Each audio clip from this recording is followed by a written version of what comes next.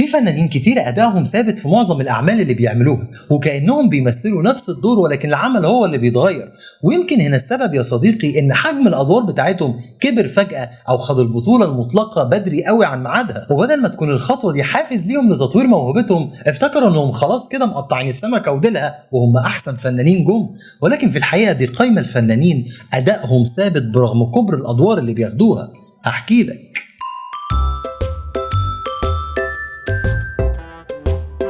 لو انا جيت قلت لك ان سنه 2013 و2014 ظهر ممثل جديد في مسلسل الكبير قوي اسمه محمد ثروت وعمل دور عبقري بالنسبه له، كنت هتتوقع ان الراجل ده في يوم من الايام هيكون فنان كوميدي كبير، لان فعلا اداء محمد ثروت كان بيتطور نسبيا مع الوقت. ولكن بمجرد ما حجم الادوار اللي بياخدها محمد ثروت بدات تكبر، بدا يركز على طريقه واحده في التمثيل، وهي الطريقه اللي بيهزر بيها على السوشيال ميديا. من فيلم جحيم في الهند وشخصيه شاروخان اللي تعتبر من افضل الشخصيات اللي قدمها، لفيلم بنك الحظ اللي يعتبر من افضل الافلام الكوميدي اللي نزلت للالفيه الجديده، محمد ثروت تقريبا ما بيتطورش ونفس اداؤه لنفس الشخصيه اللي بيلعبها. وكأن هنا ثروت ما بقاش بيلعب شخصيه، ثروت بيخش باسمه وبطريقته اللي بيهزر بيها في الحقيقه. حتى دلوقتي ادوار الجد او ادوار الكوميديا السوداء اللي ممكن يلعبها محمد ثروت هيغلب عليه الطابع اللي اتعود عليه في التمثيل الكوميديا العادي، يعني هتلاقي نفس الاداء الصوتي ونفس الاداء الحركي للشخصيه حتى لو الشخصيه دي جايه تبكيك مش جايه تضحكك.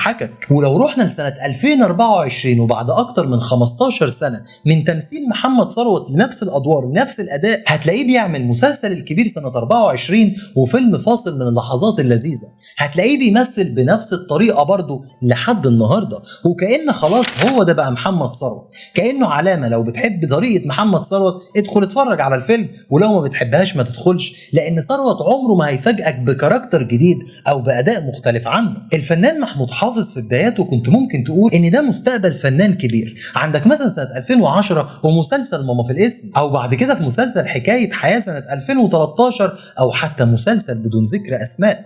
محمود حافظ كان بيتطور بشكل مبهر جدا في اكتر من 5-6 سنين ورا بعض، لحد ما بيتجه للكوميديا وبيبدا ياخد نفس مسار محمد ثروت، وهو الاعتماد على اداء صوتي واحد واداء حركي واحد لكل الشخصيات، فتلاقيه بيعمل شخصيه واحده مهما كان ايه هو العمل. عندك مثلا مسلسل أرض النفاق مع محمد هنيدي، أو فيلم القرموطي بيتمرمط اللي كان مع أحمد آدم. ولكن الأكثر خطورة من وجهة نظري إن أنت بتتفرج وما بتعملش لايك، وده هيخلي الفيديو ما يوصلش لحد من المشتركين عندنا، فيعني لايك مش هيجرى حاجة. ولكن برضو دليل على موهبة محمود حافظ، تعالوا نروح لفيلم الممر ونشوف شخصية العريف اللي عرف يقوم بيها بعيد تماما عن الكوميديا، وكان فيها أداء بجد تمثيلي، إلا إنه مع الوقت بيرجع تاني لأدوار الكوميديا ولنفس طريقة التمثيل اللي ما بيمثلش غيرها تقريبا، إذا كان في مسلسل بالطو او في فيلم تاني بتاع احمد ادم برضه. فهتلاقي ان برغم الموهبه وبرغم انه كان في بداياته بيتطور بشكل ملحوظ، الا ان لما الادوار كبرت في افلام كلها او معظمها ملهاش لازمه، لقيت ان نوع تمثيله ونوع ادائه بقى ثابت وكانه استسهال لعمل الدور لانها مجرد افلام مقاولات. احمد العوضي لو رجعنا المسلسل السبع وصايا وشفناه في دور محسن،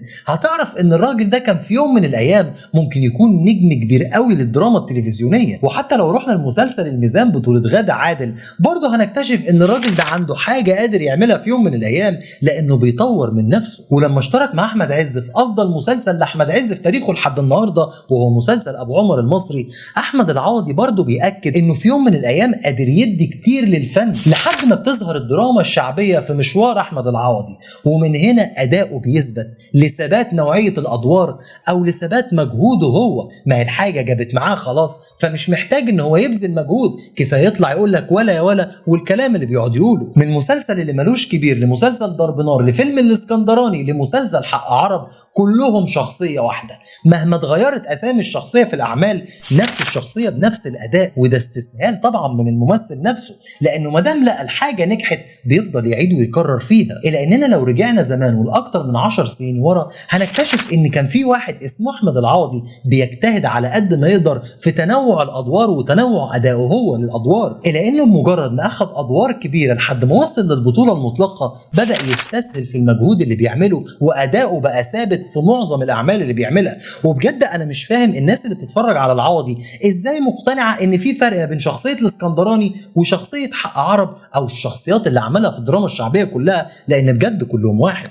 انتوا عارفين بقى ان احنا لو رحنا لريهام حجاج واتفرجنا على فيلم يوم ملوش لازمه مع محمد هنيدي، او شفنا مثلا مسلسل يونس ولد فضه، او اتفرجنا على مسلسل الكبريت الاحمر، هنكتشف ان ريهام حجاج كان عندها حاجه قادره تقدمها في يوم من الايام. ما بقولكش ان هي كانت هتكون بطله مثلا، ولكن كانت قادره تطلع بطوله نسائيه جنب فنان كبير. الا ان ما بمجرد البطوله المطلقه جات لها وما كانش في اوانها خالص، اتحولت ريهام حجاج من فنانه صغيره بتتطور مع الوقت لفنانه ادائها ثابت تصل لحد الافواره في معظم المشاهد كمان. من مسلسل يوم ما نفترق لمسلسل جميله لمسلسل صدفه، برضو كلهم نفس الشخصيه، ولو حاولت هي تزود او تغير في الشخصيه هيتحول المشهد لمشهد هزلي مليان افواره في الاداء. ريهام حجاج كانت قادره في يوم من الايام تكون فنانه كويسه جدا جنب اي بطل كبير وتطلع هي بدور البطوله النسائيه، ولكن فكره ان يكون ليها اعمال من بطولتها الخاصه ومحدش جنبها نهائي جعل ادائها ثابت وخلاها خلاص فاكره انها مش محتاجه تتطور في اداء التمثيلي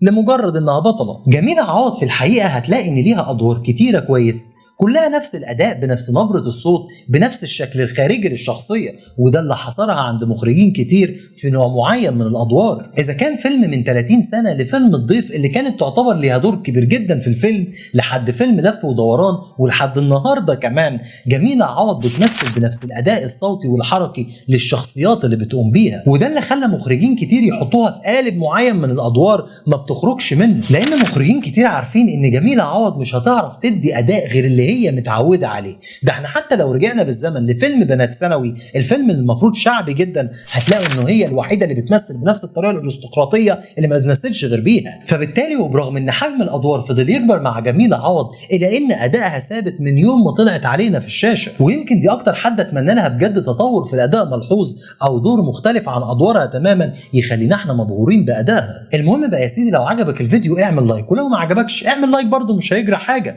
وقولوا لي رايكم في الاسماء اللي اتكلمنا عليها وفكره مين تاني غيرهم ادائهم ثابت في معظم الوقت. مستني رايكم في التعليقات. اشوفكم الفيديو الجاي.